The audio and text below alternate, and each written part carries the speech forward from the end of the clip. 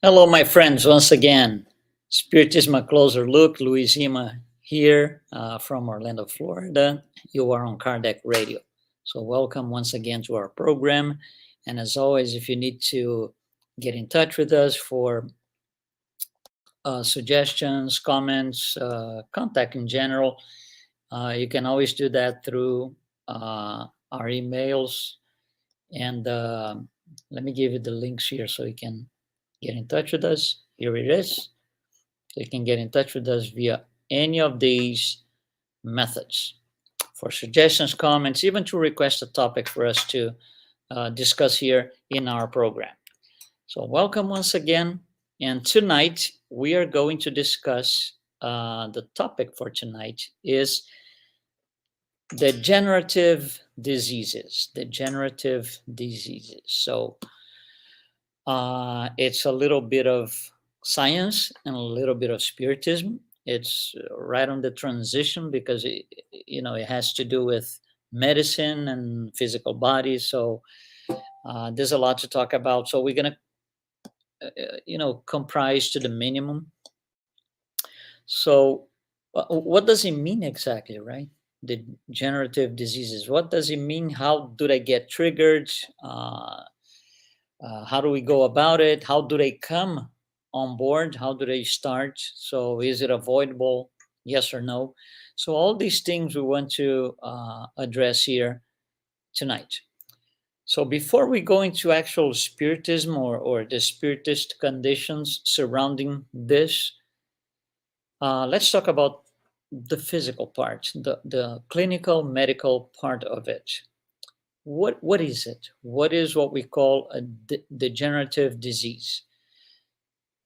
From the medicine, it's basically, in simple words, it's a medical condition that causes a tissue or an organ to deteriorate over time. So it's a process, it's a long process. Usually it's associated, because of that reason, with aging. So it gets worse with time. So it's not something that happens just like this, a snap of fingers. No, it's a process. It's a long thing. For some people, it's longer than for others, and some people don't have them at all. Just to situate a little bit, there are three types. This is still a clinical talk per se. There are three groups of degenerative diseases. First group, cardiovascular, things like hypertension, coronary diseases, myocardial infarction, something like that. Those are cardiovascular. Number two, neoplastic. Those are tumors and cancers, and they're caused by abnormal cells that continue to grow and multiply and spread throughout the body. Third type, third group, nervous system related. Those are typically Parkinson's, Alzheimer's. Parkinson's is the loss of muscular control, right? The neurons lose the ability to control the muscles. Again, it's timed, it happens over time. Alzheimer's is an impairment of the higher intellectual functions. So, and again, it happens over time. People don't wake up with Parkinson's, Alzheimer's, cancers, nothing like this. All of these things, they are result of a process. That's the clinical, scientific, very basic information on it. We're not here to explain the clinical part, the medical part. We are here to understand what it is and uh, bring the spiritist view on the subject. So, over to the spiritist view. If we start studying what spiritism tells us about diseases and health in general, well-being, anything in that sense, there's always an explanation for that. These things are tightly related to the behavior of the person and other things, other spiritual things that we are going to discuss here tonight.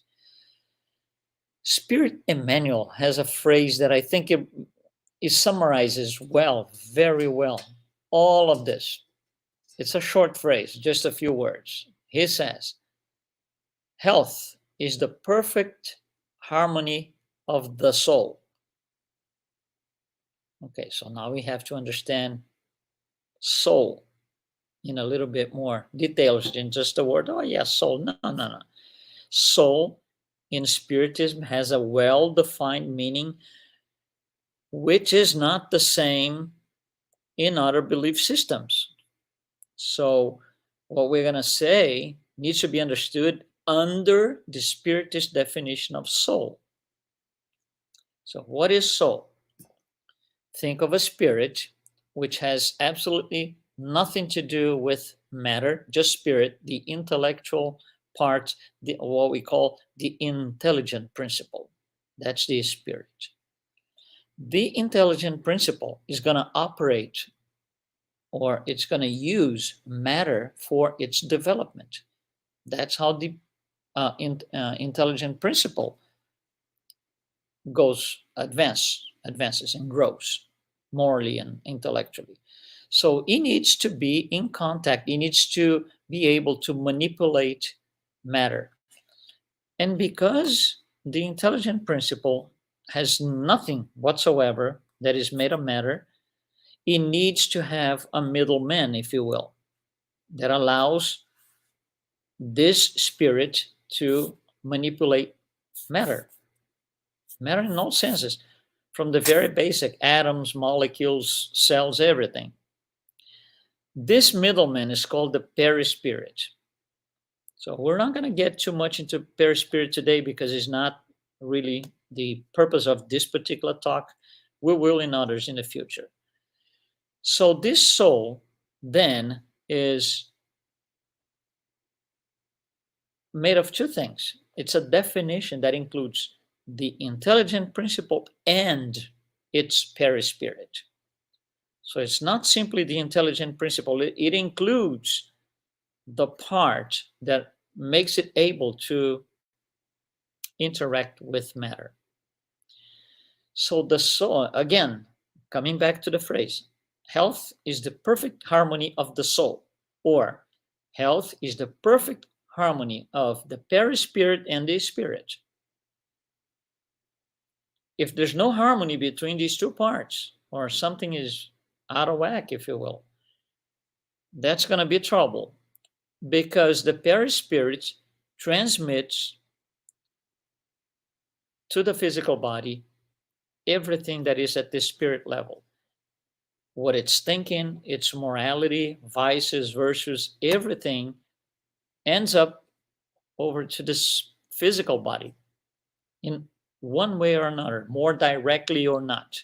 But it does, the perispirit translates morality into physicality. We could go as far as saying that. And this is done through the perispirit. Again, we're not going to get too much into the perispirit, but it's composed of several subtle bodies. Subtle because they're not physical matter that we can use our five senses to identify. Okay, so subtle bodies are composed this perispirit, which is how the spirit imprints on matter. It's what he is. Physical body houses the contents of the thoughts of the spirits in the form of dense matter. So anything that the spirit is thinking ends up in the physical body, one way or another. When he goes to the physical body, if it's a good thing, if it's a good thought or good thoughts, if the spirit has good thoughts in general, the cells are going to be healthy and grow. If otherwise the thoughts are negative, especially over time, the cells are going to have negative energy, they're going to suffer, and they're going to be dysfunctional. Important word in our talk today. Dysfunctional, meaning they don't do their function properly. Things go wacko. So for us to understand what health has to do with morality, we need to start at the very basic element of the physical body, which is the cell. So we're going to go look into one cell and see what happens. Well, so we need to look into the cell activity, what it's doing, what it does, how it survives. That's called cell activity, also called more technically cell metabolism. Well, think about a cell here. Let me bring you an image here on the corner of your screen so we can, align our thoughts, put our thoughts together. If you look at this cell in the very center in yellow, it's like a little, almost like an oval thing. That is the nucleus of the cell. Everything else is called cytoplasm. Cytoplasm. So you can see the cytoplasm has several little things in there. Those little things have a technical name. It's called organelles, because the cell has all the functions that the body has. It has to survive by breathing, by feeding, all of those. So we need the same way the body has organs to provide those functions. The cell has organelles because it's a tiny, tiny thing. So we use the name organelles. If you look at the cell here, there are several of these organelles. We are interested in the ones that are reddish type. There are three of them there. These guys are called mitochondria. Mitochondria. What is this thing doing in the cell? It has to do with cell metabolism. The cell has to eat, right? It has to eat. It has to bring food, if you will, inside to survive. So the cell brings in two things, oxygen and glucose. These things go into this mitochondrium, and there are several of them in the cells. They go through the mitochondrium, and it generates energy, two forms of energy, CO2, which is going to be later eliminated, and energy itself that are going to be used by the muscles, by the body in general. That's how we survive. That's our vital functions depend on that. So oxygen plus glucose, those are the things that the cell has to kind of bring in or eat, using simple words without being very technical. Now, one important thing is the cells have several mitochondriums, which is plural of mitochondrion is mitochondria. Okay, so cells have several mitochondria. Liver cells and lung cells have many, many, many more as compared to any other cell in the body, because the liver and the lung is where most of the heavy metabolism of the body takes place. So inside liver cells and lung cells, we have more than 400 of these mitochondria. So they are, the liver and the lung become these target for, generation of energy. However, oxygen and glucose are not the only two things that make part in the metabolism. For science, these are the two things. But we have more information, and that information comes from the spirit world through this book, Evolution in Two Worlds, that you see here on the corner of your screen. Evolution in Two Worlds.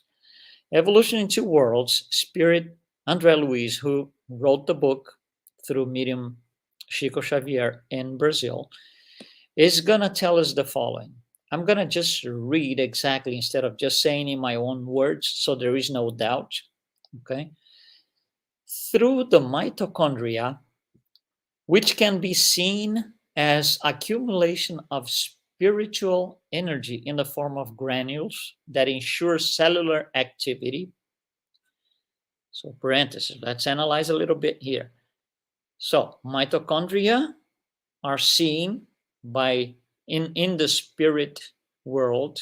When they look at us as physical bodies, they see those as accumulation of spiritual energy that ensures cellular activity, metabolism. So let's go back. Through the mitochondria, the mind transmits to the body all of its happy or unhappy states. All of its happy or unhappy states, harmonizing or disturbing the cycle of cause and effects. So now, instead of simply having oxygen and glucose brought in, the mitochondria has to, before metabolizing these two things, it has to find out what is the state of mind. State of mind. We're talking about one cell, one organelle, or several, right? In one cell. It depends on the state of mind of the person, on what's going to happen to that process, cell metabolism. And it's clear on the text. It goes from unhappy states all the way to happy states and everything in between. So if the person is, let's just say, in revenge mode, for whatever reason, it doesn't matter. Revenge mode. I want revenge for some reason. All mitochondria in all cells will generate energy that is compatible with revenge. It takes oxygen, it takes glucose, it asks what is the state of mind. And the state of mind comes the answer. We're going to see how. The answer, the question is, what is your state of mind? The answer comes back, I want revenge. So the energy generated is going to be compatible with revenge. Who is suffering? The one I want to, my revenge against? No, myself. Just me, myself. So as of that point, and if I sustain that, it's even worse. If I'm in revenge mode and then, after 5 minutes, forget about this, is not worth it. Let's do my life. That's fine. But if we sustain that, if we are in revenge mode all the time, I'm going to start generating unstoppable amounts of negative energy compatible with revenge into all of my 70 trillion cells. Same way, if I'm in love mode, if I'm in fraternity love mode, the energy generated is going to be a good energy compatible with love, fraternity, charity, whatever it is. And my cells are going to be healthy, growing, and sustaining a good life, each one of them. So guess what? I feel good because all my 70 trillion cells feel good. So I said, the mitochondria has to kind of, quotes, right? Ask up there, what is your state of mind? And there's an answer that comes down. Yes, this is done through another element. It's called the bioforce.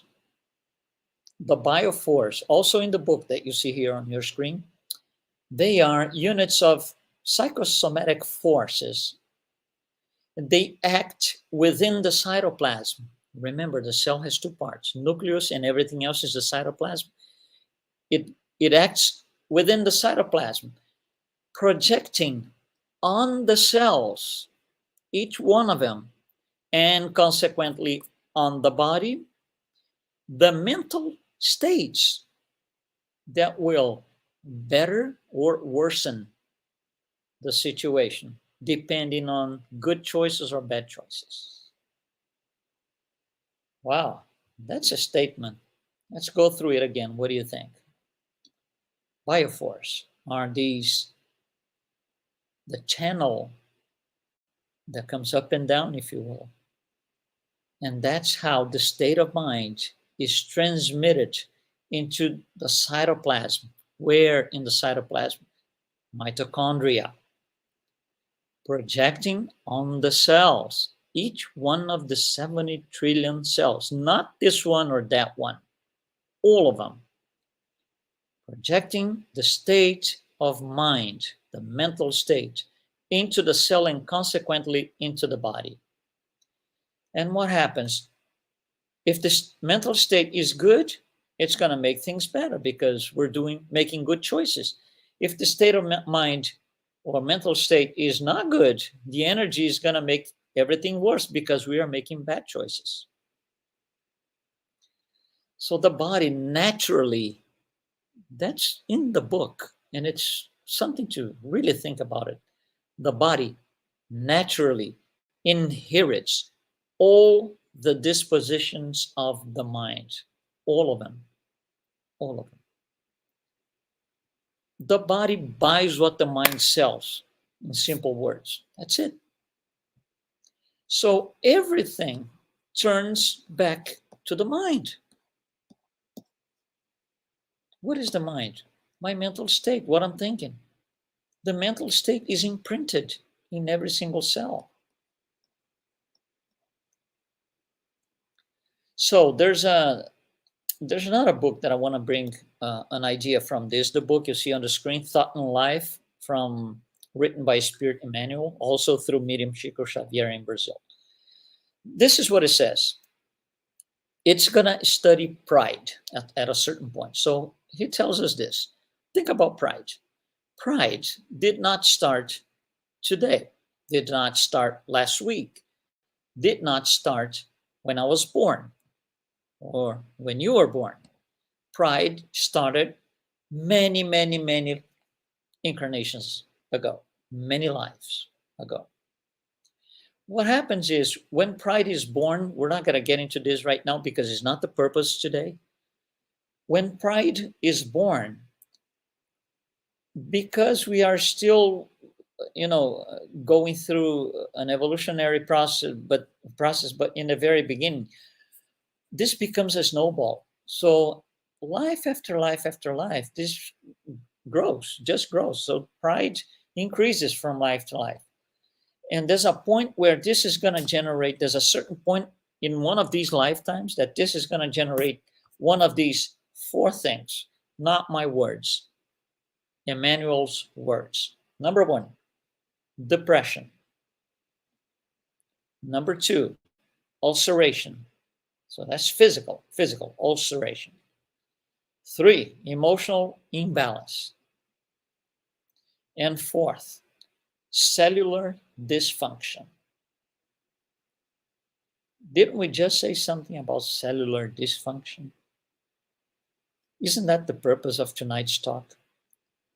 Degenerative diseases created and caused by cellular dysfunction. So now we know that certain diseases come from certain behaviors, certain patterns. This is something that studies started on this a little bit more formally, I would say maybe about 50 years ago or so. So now we know, for example, that people who have unresolved cases of hatred and resentment are prone to end up with some form of cancer. People with unresolved cases of envy will end up with certain kinds of kidney diseases, kidney problems. People with unresolved pride will generate at one point arthritis, and the list goes on and on and on. So this started as a clinical study by a group of doctors that subscribe to homeopathy. But then it became so popular and so right that it got into the public. Right here in the United States, one person who devoted a great deal of study on this was Louise Hay. Louise Hay, her story is beautiful, but we're not going to do it here, not today. She wrote a book, You Can Heal Your Life. And she, from experience, she associates moral patterns and diseases. There's an index of both side by side in the book. Louise Hay, You Can Heal Your Life. What do we know today, clinically or scientifically? Degenerative diseases happen based on two factors, and the two factors have to happen at the same time. Factor number one, predisposing conditions. Predisposing conditions is genetics, age, but mostly genetics. And the other factor is what we call triggering factor. Triggering factor is behavior, it's vices, how I behave, my attitudes. Am I angry all the time? Am I in fraternity mode all the time? That's what triggers. Now, in order for that to be triggered, the predisposing factor has to be there. Predisposing factor is in our DNA. So you're going to say, well, I don't have anything to do with this. It's my mom and my dad. Talk to them. I am this way because of them. No. Mm-mm-mm. Me too, myself included. We have our DNA the way it is because that's what we needed for this life. So we had to plan our incarnation before incarnating in the spirit world, plan that this incarnation based on finding the proper male and the proper female protoplasms to generate a DNA that would be useful for my purpose in this life. So how much percent am I responsible for my DNA? 100%.